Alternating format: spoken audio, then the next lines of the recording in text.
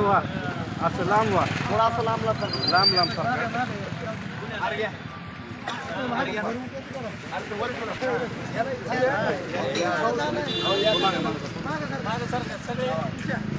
अशी पुढे माग सगळे या बाकीच्या माग पुढे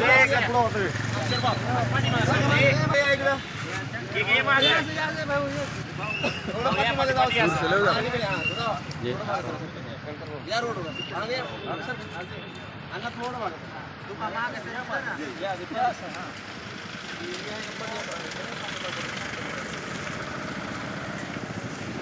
भाऊ साठेंचा आद्य क्रांतिगुरु लहुजी वस्ताद साळवेंचा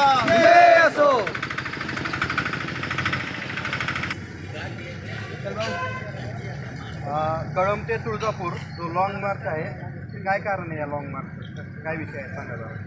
गेल्या 1 ऑगस्ट 2024 रोजी माननीय देशाच्या सर्वोच्च न्यायालयाने अनुसूचित जाती आरक्षणाच्या संदर्भामध्ये एक महत्त्वपूर्ण निर्णय दिलेला आहे. त्या निर्णयाच्या अनुषंगानं संपूर्ण देशभरामध्ये ज्या अनुसूचित जातीच्या वंचित जाती आहेत त्यांचा अभ्यास करण्यासाठी वेगवेगळे आयोग नेमलेले आहेत. तसे या महाराष्ट्रामध्ये न्यायमूर्ती अनंत बदर समिती नेमलेली आहे.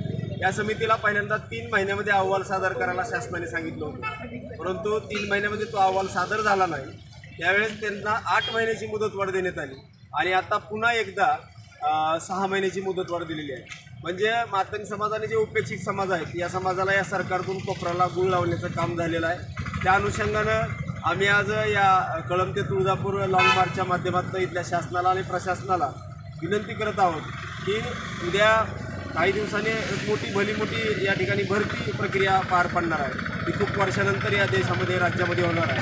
मग आमच्या जर समाजाची ही मागणी मान्य होत नसेल, हा बरोबर वर्गीकरण होत नसेल, त्याला तुम्ही 6 महिन्यानं लांबणीवर टाकत असाल तर उद्याची आमच्या जे भरती प्रक्रिया आहे त्यामध्ये आमच्या समाजाला प्रतिनिधित्व मिळणार नाही.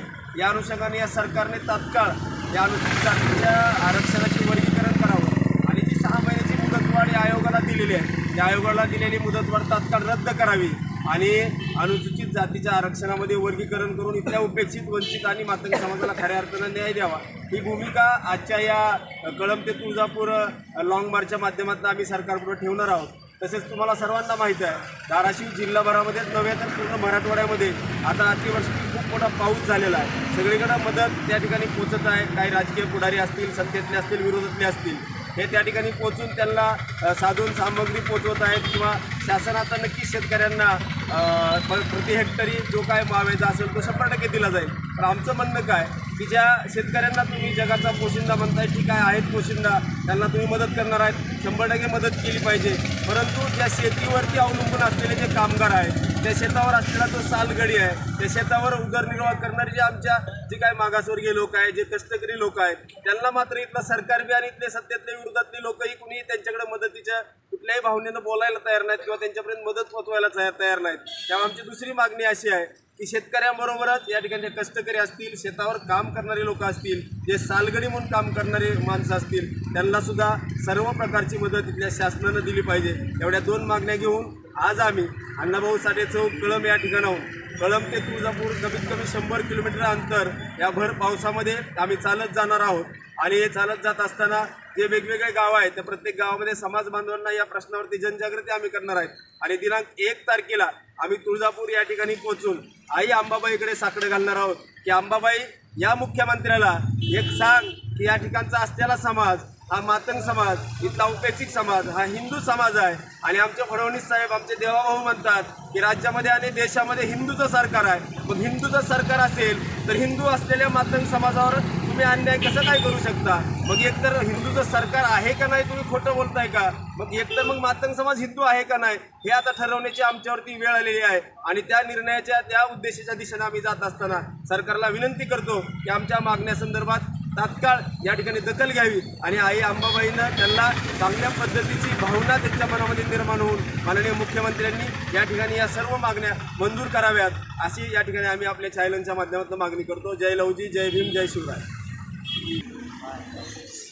आज लहुशक्ती सेनेच्या वतीने कळंब ते तुळजापूर साकडं पदयात्रा या ठिकाणी सन्माननीय बालाजी भाऊ गायकवाड यांनी काढलेली आहे. खरोखर छान मागण्या आहेत.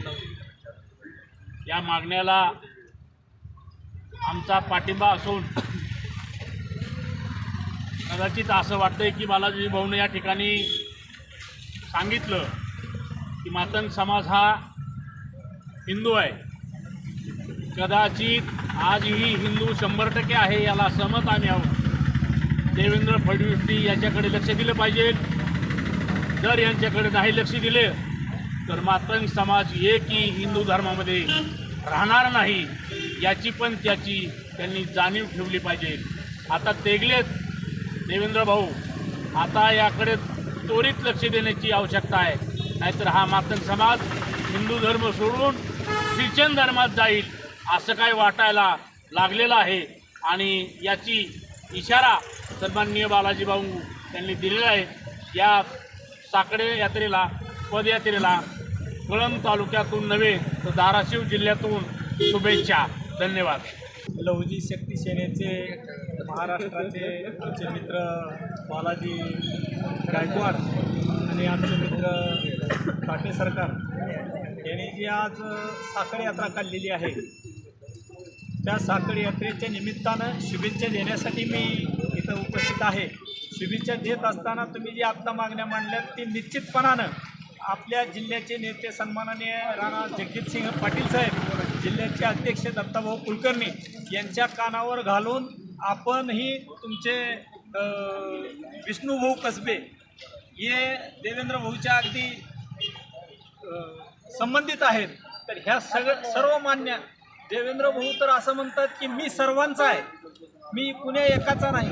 तर निश्चितपणानं आपल्या समाजाची जी मागणी आहे ती देवभाऊ अगदी तन मन धनानं तुमच्या या प्रश्नाकडे लक्ष देऊन हा प्रश्न कसा मार्गी लागल हेच बघणार आहेत. तर माझं या बांधवांना या निमित्तानं आव्हान आहे की आपण ही यात्रा व्यवस्थितपणे आपण तुळजापूरपर्यंत जाऊन तिथं साकडे घातलं तरी तुम्ही एक शिष्टमंडळ घेऊन आपल्या देवभाऊंकडे जर गेलात तर ह्या प्रश्नाची निश्चितपणानं उकल होऊन सकारात्मक विचार होईल असं मला वाटतं. जय हिंद, जय महाराष्ट्र.